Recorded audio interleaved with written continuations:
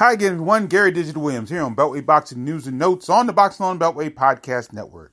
And the Boxing on Beltway Podcast Network can be heard on Spreaker.com, Stitcher, iHeartRadio, also on TuneIn, Spotify, Podcast Addict, and on Google Podcasts. Anywhere you can go, you can hear the Boxing on Beltway Podcast Network. Once again, no news today, but today I thought I would spend some time and give you a history of a project that was so very important to me personally, and it ended up being very important to the boxing scene here in the Beltway back in the mid-90s. And it was a remarkable period in my life. I referenced it on numerous occasions. I even referenced it in our last podcast when we talked about the Leon Spinks show at Convention Center back in 94.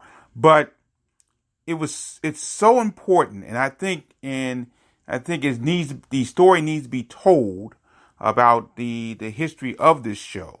And we have some news about the show that I want to give to you at the end of this situation. So please bear with me on this show.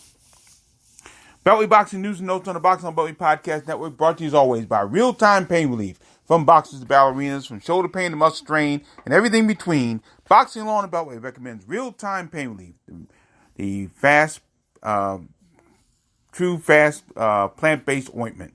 Go to freepainoffer.com, buy $10 worth of real-time pain relief. You get a free $10 tube of real-time pain relief, the official pain relief of the 2020 Daytona 500. Rub it on, the pain is gone in real time. And by DeborahSpears.com. She has great weight loss tips, great jewelry, and great training methods, all at Deborah, Debra Spears.com.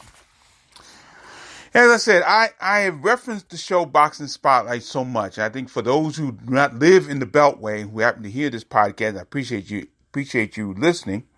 You may want to know what was Boxing Spotlight all about. So I'm going to give you a little history of the show.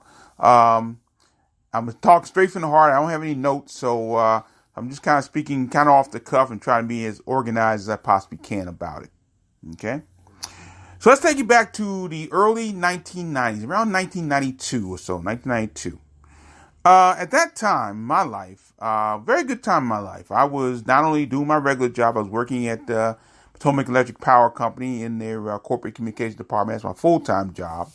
And I just really got into my public address announcing job. I was working at Howard University as their public address announcer for basketball, football. I did track, I did soccer, I did just about everything during that time. Also, I had gotten involved with a couple of friends of mine. A guy by the name of Joe Ankrum, who was a schoolmate of mine at Howard University, and another guy by the name of Shelley Bowers Jr. And if you remember back a few weeks ago, I did a tribute to him. He passed away back in 2018. And I did a tribute to him, but he was very instrumental in my life, no question about that, and a fellow public address announcer as well. He took over for me at Howard University. So anyway, Shelley in that time, and along with Joe, had formulated, actually really it was Shelley's idea, to bring high school sports to the Washington area on television. And we used the DC Public Access channel, known as DC TV, to do that. And it was very successful. Had great following, high school football, high school basketball, some great basketball, especially at that time, some tremendous basketball. So I was doing football in the fall, basketball in the winter, and I needed something for the spring and the summer months. We weren't doing the baseball for high school. So me always being a boxing fan, I started to venture and do my own thing and do a boxing show. And I did I did a boxing show featuring live pro boxing. It was tape delay, but it was featuring live pro boxing at certain locations in the area. And I called it Friday Night at the Fieldhouse. And we showed, we showed the pro debut of Gary Rock Payne. I talked about that a couple weeks ago. We talked about the hardcore and showed some really good people fighting that time. So it was really, it started to be really something special. I had a nice, my first color commentator, I did play-by-play. My first color commentator was Leo Miles Jr., who was the son of the gentleman who gave me my first public address announcing gig, Leo Miles Sr., who's also a very good friend of my father's. So we were doing Friday Night at the Fieldhouse. What I didn't know, and that was almost really exclusively in D.C., all D.C. locations, Convention Center, We did show, I think, we did our first shows at Coolidge Senior High School. That's why he called it Friday Night at the Fieldhouse, because it was named primarily after the Frank Williams Fieldhouse, Frank Williams Activity Center, also known as the Coolidge High School Fieldhouse. So that's how we got the name Friday Night at the Fieldhouse. And our shows will be shown on Friday night, going back to the days of the Friday night fights. Well, at the same time, in Prince George's County, Maryland, which is a suburb of D.C., there was a show going on called Boxing Spotlight. And it was done by a man named Panama Mike Payne. I'll get to him more in a little bit. And produced by a man named Rudy Childs, who's now an outstanding filmmaker and documentarian. And they were doing more interview-based shows. And I was doing more live boxing to tape at that time. Well, through Discombobulating Jones, who's our famed ring announcer, and even back then was starting his journey as a professional ring announcer. Discombobulating Jones got myself and Panama together, and we started working on each other's shows. Panama would be a color commentator on Friday Night at the Fieldhouse, and I would help him out a little bit on Boxing Spotlight. But he did a lot of work for me on Friday Night at the Fieldhouse. And by that time, I had another announcer by the name of Christina Johnson, our first female color commentator. So we all did it. Katrina and I went to Howard together. And so we did that show. And so we're doing pretty well. We're kind of on the verge of really kind of merging the two shows, Boxing Spotlight and Friday Night at the Fieldhouse. When now about a year later, Panama Mike Payne was killed in a accident. He was killed. Long story behind it. He was swerving on the road, and police picked him up and they took him to the DC lockup there. And they wouldn't have to give him his medicine. He was on medicine at the time. Wouldn't give it to him. And when they let him go on his own recognizance, which may have been a mistake, and in fact, it probably was a mistake. And he went into the wrong house by mistake. And the people who lived in the house shot him. And that's how he died. So by that time, I had met my wife, Evelyn, my wife now, Evelyn Williams, and her brother-in-law, who's a big boxing fan, Charles James. Now, if you notice, at the beginning of the show today, we played the full Boxing Spotlight theme. That theme was written by Charles James, who's also a musician. And he wrote that theme song for us, and then it became part of the Boxing Spotlight landscape. So I played a little longer this time just to show you what the subject what we're talking about. So the idea for Boxing Spotlight kind of sat on the shelf for about a year or so, maybe a little over a year.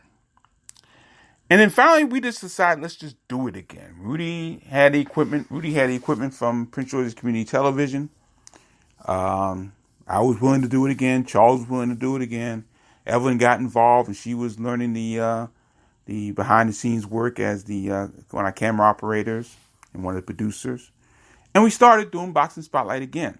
And the first show I talked about this show a few weeks ago during the Hardcore show, was the bout between Daryl Coley and Salo Mambi at Prince George's Community College at Novak Fieldhouse there in Landover, Maryland. And that show started the revised Boxing Spotlight. I'd done away with Friday Night at the Fieldhouse. I was totally working with Boxing Spotlight. And we're doing shows around the area at the convention center.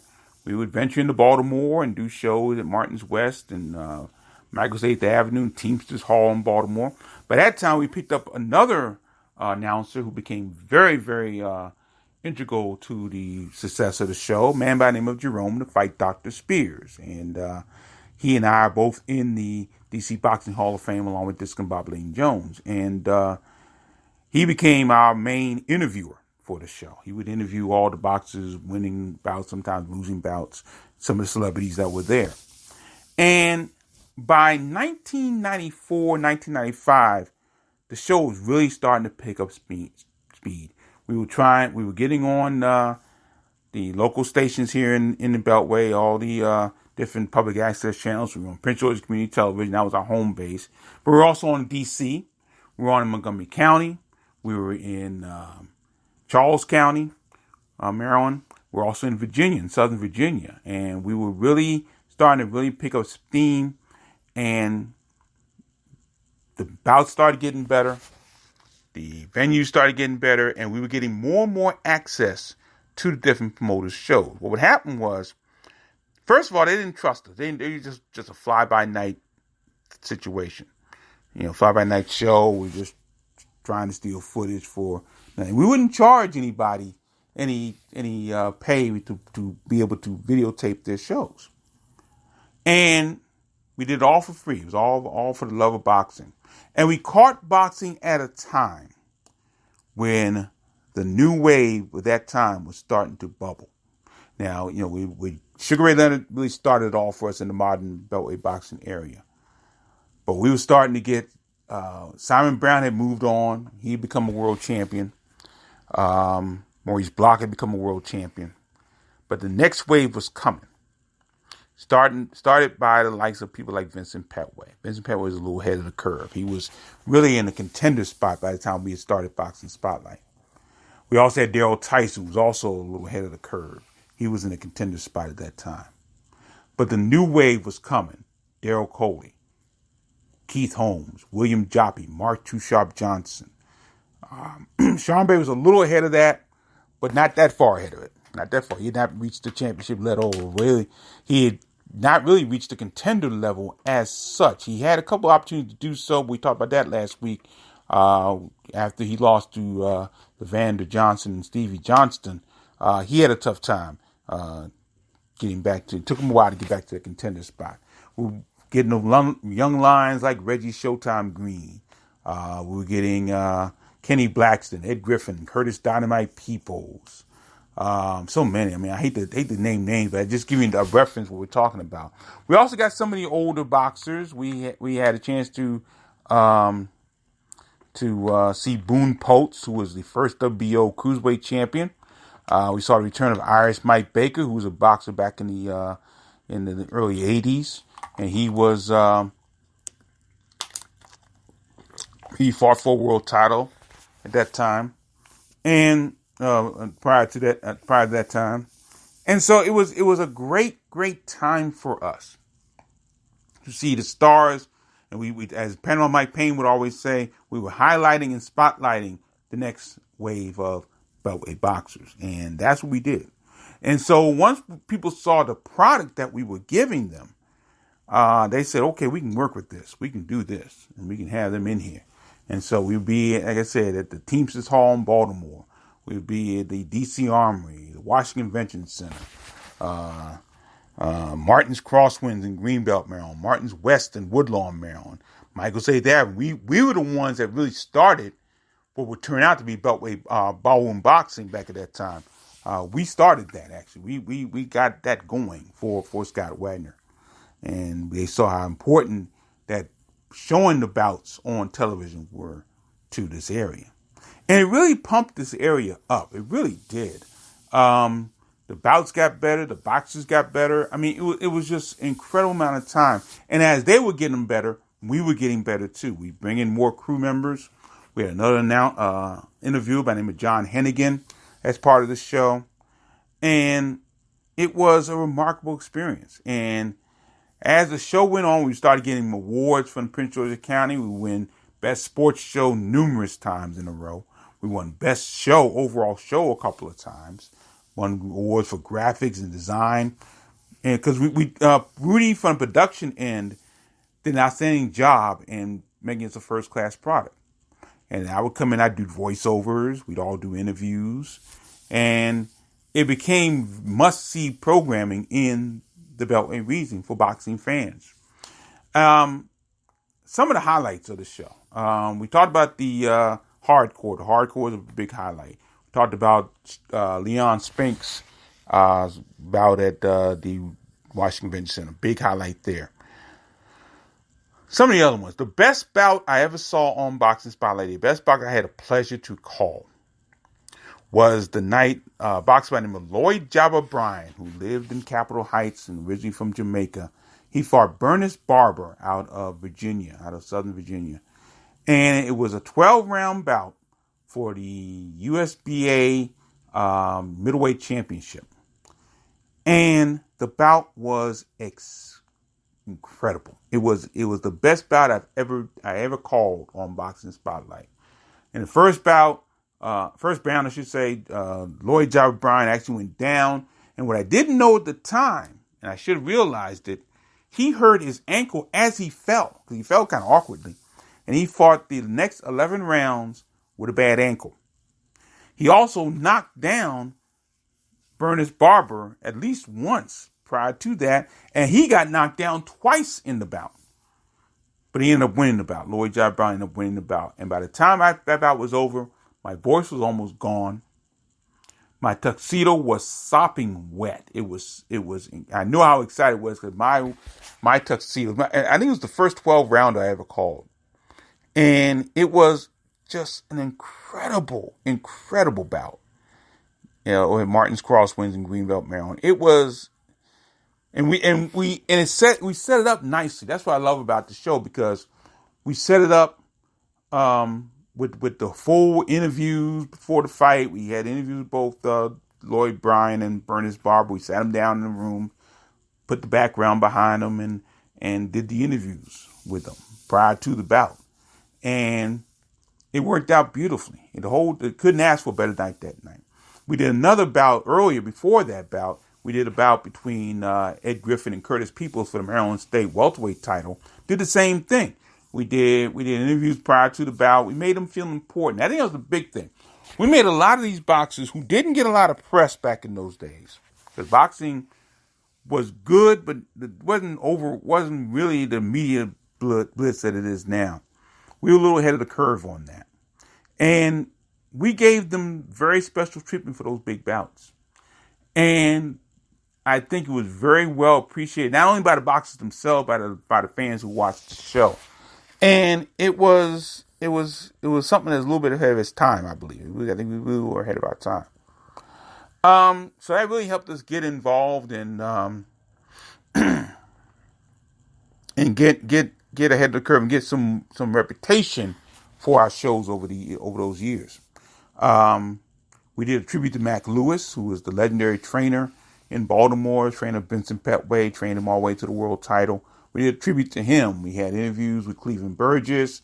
We had interviews with Ed Griffin. We talked to Larry Hazard Sr., who was the commissioner of New Jersey Athletic Commission, and we talked to him about Mac Lewis. He came down for the ceremony that they had at Martin's Crosswinds that night. So that was a big highlight for us. Another big highlight was the show at Eastern Senior High School in Northeast Washington, D.C. And it was an outdoor show, the only outdoor show we ever did. Outdoor show at Eastern Senior High School.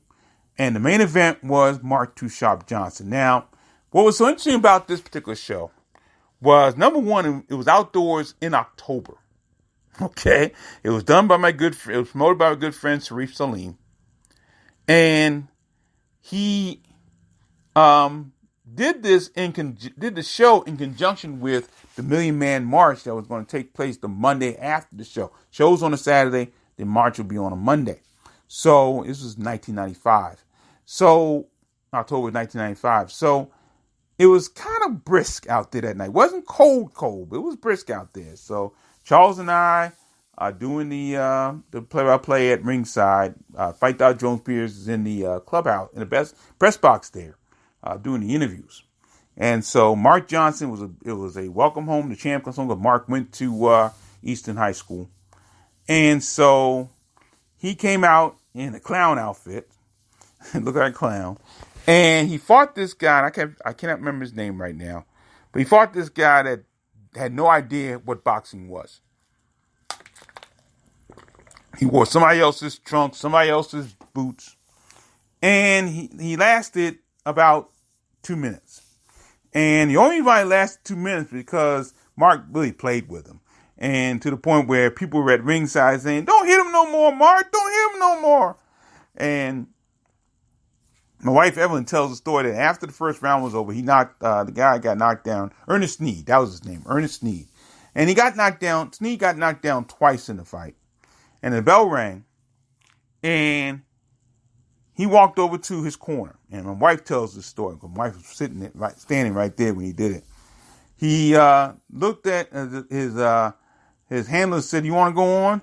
And Sneed looked at his handlers and he said, "You better take these gloves off me."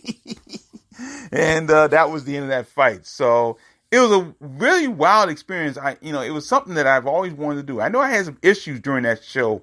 Some of the things going on in the show. I kind of wanted Jerome to be with us at ringside, and we kind of had an argument about that. But by that time, Jerome had become a third member of the crew. He was more the a color commentator than a interviewer at that time. And I really wanted him to be part of ringside, but we couldn't do it. But it was always interesting to do the outdoor show. It was really, really special. That was a special show that night. No question about that.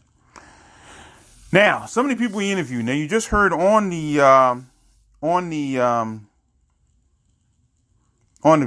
audio of the theme song that I say the lead names in boxing. Lou Duva is on Boxing Spotlight, and Lou Duva was just some of the many famous boxing people that we got a chance to interview during our run on Boxing Spotlight. We got very, very fortunate.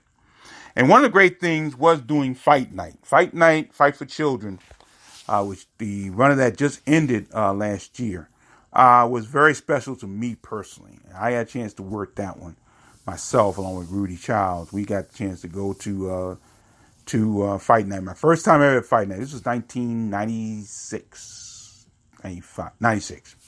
And the who's who of boxers were there at that time. Carmen Basilio, Kid Gavilan, Sandy Sadler, Willie Pep, Jake LaMotta, Archie Moore, Joe Frazier, Floyd Patterson, Ingemar Johansson, all the boxers that my father used to talk about growing up. They were there that night. That was something that they did every year at Fight Night, was honor the legends of boxing. Back in those days, a lot of those legends were fortunately still around, and I got to do interviews with them. Muhammad Ali was also there that particular year.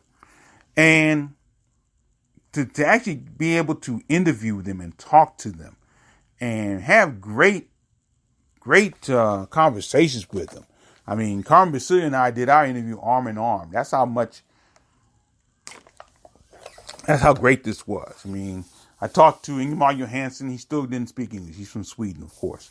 Talked to Floyd Patterson. Floyd Patterson had some great words of wisdom, talking about he was the heavyweight boxer that was knocked down more times ever. But he never was knocked out. He always ended on his feet. So, if you talk about how he was knocked down, you talk about how many times I got up. That's what he would say. So it was incredible. Talking to Archie Moore, talking to the legendary reporter, writer Burt Randolph Sugar, who's a native Washingtonian. That was a great thing. One year, we went to Fight Night a couple years. One year I talked to Michael Buffer, who always was the ring announcer for Fight Night. It was just, I got criticized by Jake LaMotta because I didn't call him Raging Bull right away. Raging Bull. It was just a remarkable time, and that all happened through Boxing Spotlight. We started taking Boxing Spotlight on the road in the late 90s, 96, 97. Went to Atlantic City, and we couldn't do the bouts there because a lot of these bouts were done by HBO and Showtime and so forth. But we got a chance to do interviews behind the bouts back in that time. That's how much of a reputation we started to get in the boxing, not only in the Beltway scene, but all around the country. And we would do boxers that weren't always fun to Beltway, but the show was not called Beltway Boxing Spotlight. It was called Boxing Spotlight. So we had the opportunity to do more interviews about different boxers. And while we were in Atlantic City one year, this is for Pernell Whitaker taking on Gary Jacobs in Atlantic City. And we got a chance to interview a couple guys that were on that card by the name of David Tua and Andrew Galata. And the Galata interview was interesting because that was the first interview that he did entirely, that I was told, it was the first interview that he did entirely in English. And he halted a little bit, but he was actually very, very, very informative and very easy to understand, believe it or not. And it was a great interview, it really was. And these were guys, again, who were very young in their careers. They were very young. They were just coming on board as heavyweights. David Two and Andrew Goliath. David Two, a very, very solemn, humble man. Great interview with him. No question about that. We didn't get a chance to do Pernell Whitaker. We got a chance to videotape the press conference after the fight. Pernell Whitaker was going to win. And we also had a chance to interview Roy Jones Jr. Now, Roy Jones Jr. at that time was just starting his career as an announcer. He was still fighting, of course, but he was just starting his career as an announcer. And it was a lot of fun to interview him. You know, we also went up to Atlantic City for Lennox Lewis taking on Tommy Morrison. That fight as well. We went down to Richmond to videotape some of the interviews behind the card at Richmond Coliseum between Terry Norris and Vincent Petway. We got a chance to see that show. We also did do some televised shows down in North Carolina, in Raleigh, North Carolina, at a place called the Ritz, which I believe is still around, the Ritz nightclub. We did a couple of shows down there. Saw some boxers down there. We saw Fabian Garcia went down there to do a bout. I don't know why. Greg Page boxed a box down there for a bout. That was interesting because a few years prior to that, the Beltway Brawl at the U.S. Air Arena, that was the card between that featured Vincent Petway versus Simon Brown. Greg Page was a trainer for a number of boxers on that card. And when I saw him down in Raleigh, he was putting the tights back on. I said, what made you put the tights back on? I interviewed him. And he said, I realized while I was training, I could beat some of the guys I was training against. So that's why he went ahead and did that. So he was there. He was down there for that. We also did a exhibition that featured Hector Camacho Sr. and James Buster Douglas on that time. So those are the last two shows we did, the shows down in North Carolina. That ended the show. Now, the show ended for a lot of reasons. Just a lot of stress that we were going through, getting the shows done. We were doing, as a matter of fact, I just talked to my producer, Rudy Childs, about this just today. And we were averaging about 2 shows a month. And we had done about 20, we had done a little over 120 shows. And we were doing we were just going crazy. And along with my announcing gigs during the fall and the winter, it made for some busy times. No question about that. And it just got little rough on us. And fortunately, though, none of us at that time, none of the people involved with Boxing Spotlight, main people involved with Boxing Spotlight, had families. Our families came later. And so we didn't have kids to deal with. We were all on our own. And so it was a very, very interesting time that we had. Great time for us. I mean, I look back very fondly at those days, and every now and then I get a chance to see some of the clips. My good friend Ed Griffin, who was a great boxer at that time, he has a DMV fight clip that he shows every Friday on Facebook. And some of the shows he shows are our old Boxing Spotlight clips. And it was just a great time in my life. I hope I was coherent in telling you the history of the show. Now, that leads me to this. We are talking, and it's only in the talking stage right now. But hopefully, in the near future, we'll be able to show some of these old Boxing Spotlight shows on YouTube. That's the plan.